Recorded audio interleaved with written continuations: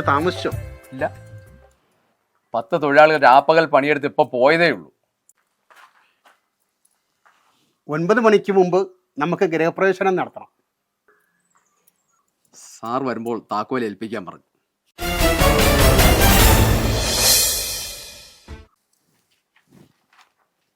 മേലോത്ത പത്മനാഭൻ നമ്പൂതിരി അദ്ദേഹം എന്നോട് പറഞ്ഞിരുന്നു. എല്ലാ ഐശ്വര്യങ്ങളും ഉണ്ടാകട്ടെ. ഒക്കെ ദൈവനിശ്ചയം പോലെയല്ലേ നടക്കൂ. അതങ്ങനെ തന്നെ സംഭവിക്കട്ടെ. ഞാൻ ഇറങ്ങുക.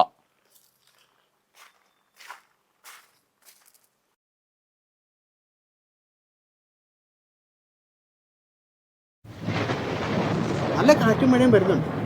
അതിനു മുമ്പ് നമ്മുടെ പിതൃക്കളെയും സർപ്പദൈവങ്ങളെയും മനസ്സിൽ ധ്യാനിച്ചുകൊണ്ട് നിലവിളക്ക് കൊളുത്തി നമുക്ക് ഗൃഹപ്രവേശനം ചെയ്യാം. മക്കളെ, വിളക്കെടുത്ത് 5 തിരിയിട്ട് കത്തിച്ചേ.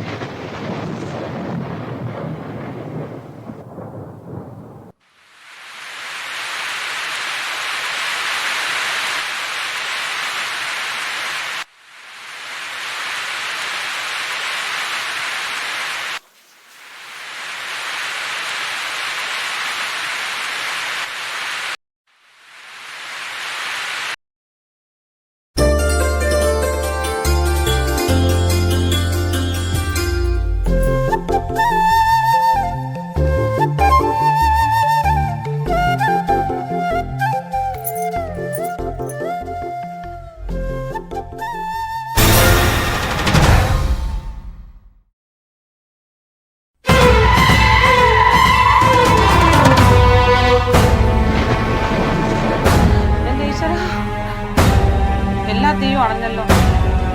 പുറത്ത് നല്ല കാറ്റും മഴയുണ്ട്. അങ്ങനെ കാറ്റടിച്ച് തീ അണഞ്ഞതാണ്. ഊതിക്കെട്ടിയ പോലെ. വിഷമിക്കണ്ട, ഞാൻ കത്തിച്ചേ.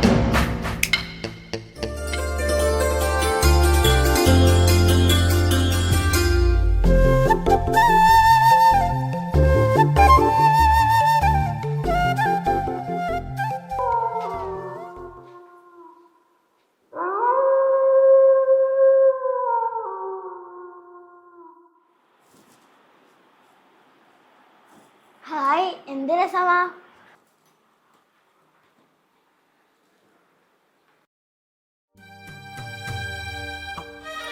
ഹായ്, എന്ത് രസല്ലേ. നല്ല പാലപ്പൂവിന്റെ ഗന്ധം. സാധിരിക്കണി.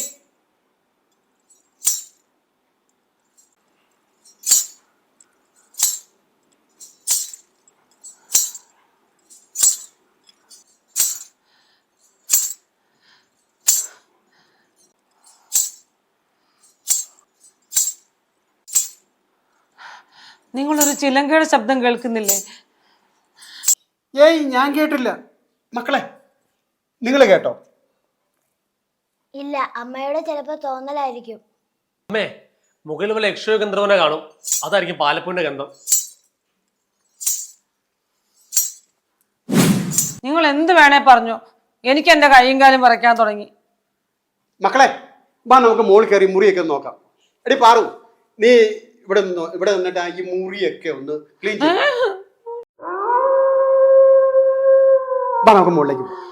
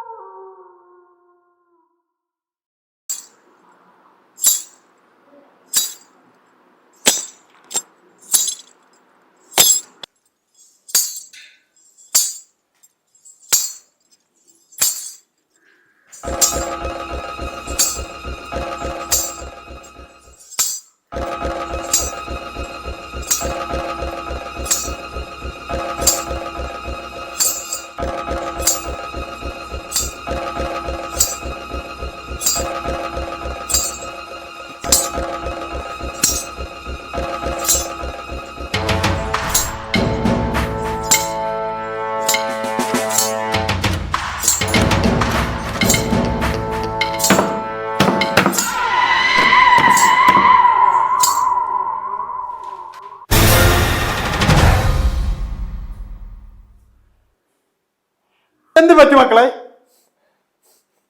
എനിക്ക് പേടിയാ അച്ചായി. അതിലെ ഒന്നുമില്ല, പറഞ്ഞു സാധിക്കും.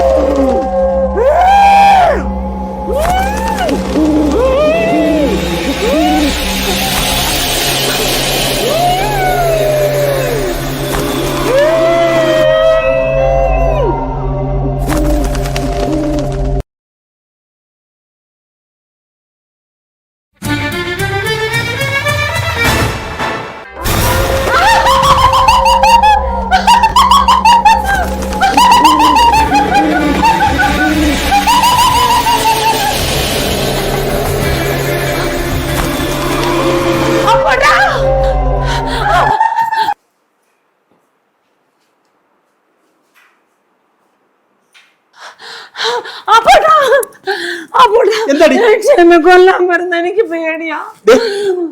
നീ സമാധാനപ്പെട്, ഇവിടെ ഞങ്ങളല്ലേ ഉള്ളത്. അച്ചായി, നമുക്ക് ഈ വീട് വേണ്ട, നമുക്ക് അപ്പൂപ്പന്റെ അടുത്തേക്ക് പോവാം. മീനാക്ഷി, നീ സമാധാനപ്പെട്. നിങ്ങൾ ആരും വിഷമിക്കണ്ട. പിന്നെ ഇതെല്ലാം നിങ്ങളുടെ തോന്നലുകളാ, അല്ലാതെ ഇവിടെ യാതൊരു പ്രശ്നങ്ങളും ഇല്ല.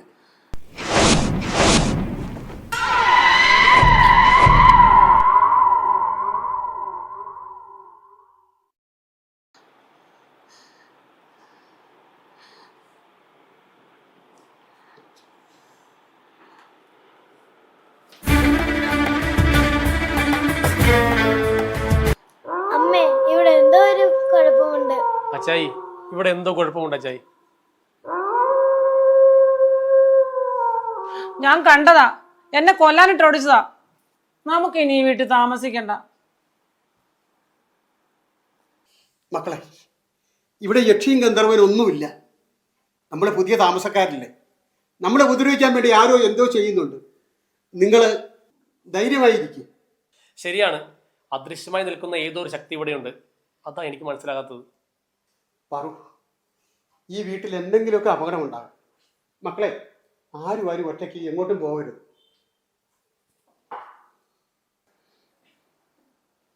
ഈ വീട് നമുക്ക് വേണ്ട. ആ ബ്രോക്കർ നമ്മളെ പറ്റിച്ചതാ. ഇവിടെ ആരും താമസിക്കില്ല, താമസിക്കാൻ കൊള്ളില്ല. ഞാൻ പറയുന്ന നിങ്ങൾക്ക് എല്ലാത്തിനും പരിഹാരം ഉണ്ടാക്കാം. എനിക്കറിയാവുന്നൊരു മന്ത്രവാദിയുണ്ട്, ഒന്ന് ബന്ധപ്പെടാം. ശരി അച്ചായി, അതാ നല്ലത്.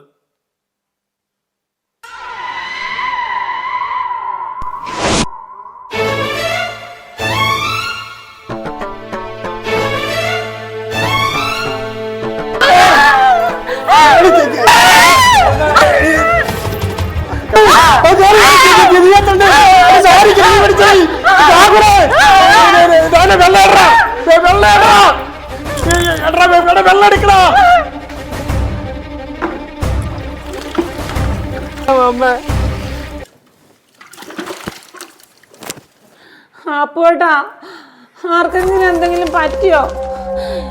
എന്റെ മോളെന്തിയേ? ആർക്കൊന്നും പറ്റിയില്ല, ആർക്കൊന്നും പറ്റിയില്ല, മോക്കൊന്നും പറ്റിയില്ല. ഒന്നും കുഴപ്പമൊന്നുമില്ല. മോൾ എഴുന്നേക്ക്, നീ എഴുന്നേക്ക്, എഴുന്നേക്ക്. രാവിലെ പിടിക്കടാ. എന്റെ മോളെന്തിയേ? അമ്മച്ചി എഴുന്നേക്ക്, എനിക്ക് പേടിയാവും. മോളൊക്കെ ഇവിടെ ഉണ്ട്. ഒന്നുമില്ല. രാവിലെ നീ എന്ന് അമ്മയുടെ ഒരു സാരി എടുത്തിട്ട് വന്നേ. അയ്യോ, അവൻ സാരി എടുക്കാൻ പറ്റില്ല. ചെല്ലി ബാ.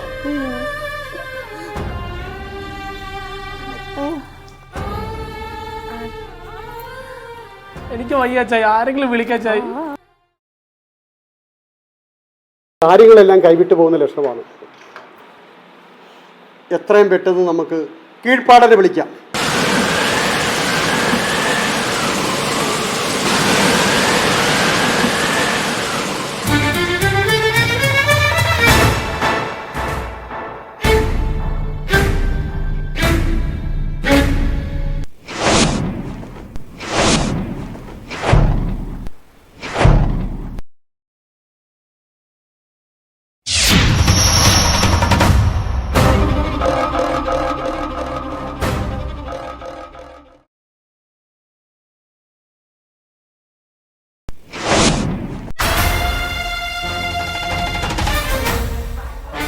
ഇരിക്കുക, എല്ലാരും ഇരിക്കുക.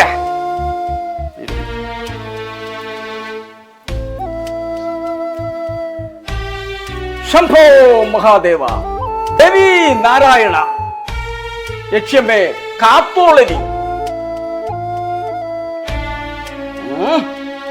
പറയാൻ പറ്റാത്ത ചില കാര്യങ്ങൾ എന്റെ ഉൾക്കണ്ണിലൂടെ ഞാൻ കാണുന്നു. എന്താ സ്വാമി, എന്ത് സംഭവിച്ചു? ഒരു അരക്കൊല്ലം നടന്ന വീടാണിത്. അവളെ ഒരു യക്ഷിയായി മാറിക്കഴിഞ്ഞു.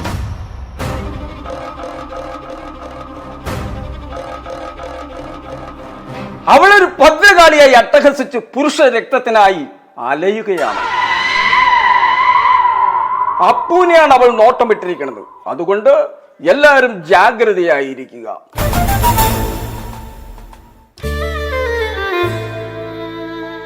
ഇന്ന് ദുർഗാഷ്ടമി രാത്രി 12 മണിക്കുള്ളിൽ ഈ വീട്ടിൽ ഒരു മരണം സംഭവിക്കും. അപ്പോട്ടാ നമുക്ക് തിരിച്ചു പോകാം. ഒരിടത്തും പോയിട്ട് കാര്യമില്ല. പ്രേതം അപ്പുവിന്റെ ശരീരത്തിൽ കേറി കഴിഞ്ഞു.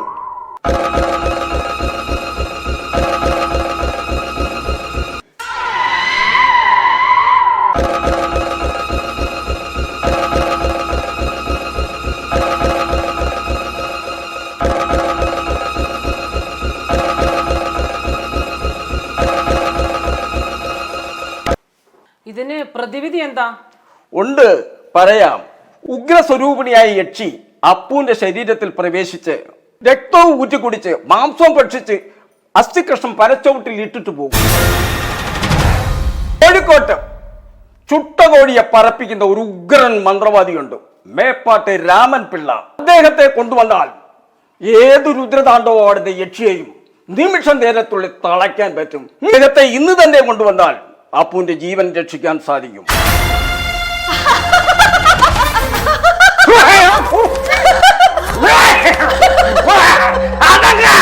അടന്നില്ലെങ്കിൽ ഞാൻ വരച്ച വരയിൽ നിർത്തും.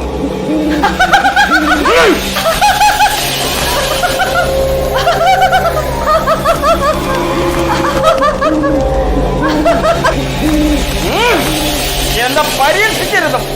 ഓടിച്ചോ, ഓടിച്ചോ.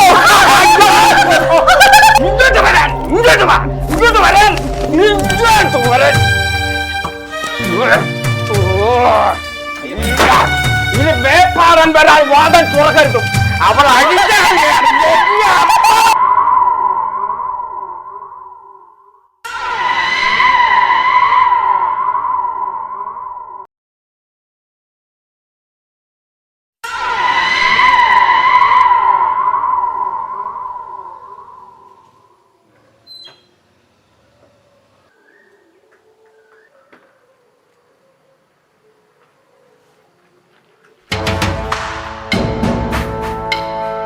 ആരാ എന്താ വന്ന്?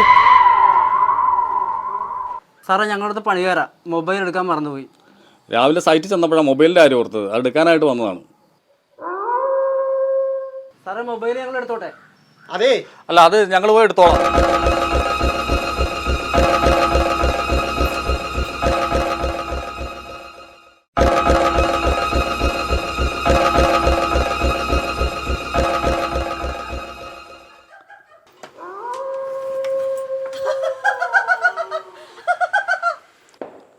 ആ, ഞങ്ങളിപ്പോൾ എത്തും. ഇന്നലെ നൈറ്റ് ഡ്യൂട്ടി ആയിരുന്നു. ഈ ഫോൺ സൈറ്റ് വെച്ച് എടുക്കാൻ മറന്നുപോയി.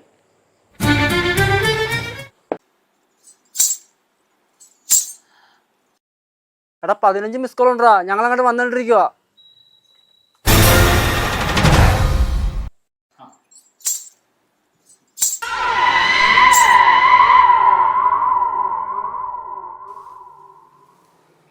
ഇപ്പോൾ പോയ പണിക്കാരുടെ മൊബൈലിലെ റിംഗ് ട്യൂണാണ് നിന്നെ ഈ അവസ്ഥയിലേക്ക് മാറ്റിയത്. അവരുടെ മൊബൈലിൽ യക്ഷിയുടെയും ചിലങ്കയുടെയും ശബ്ദമാണ്. എന്താ കഥ?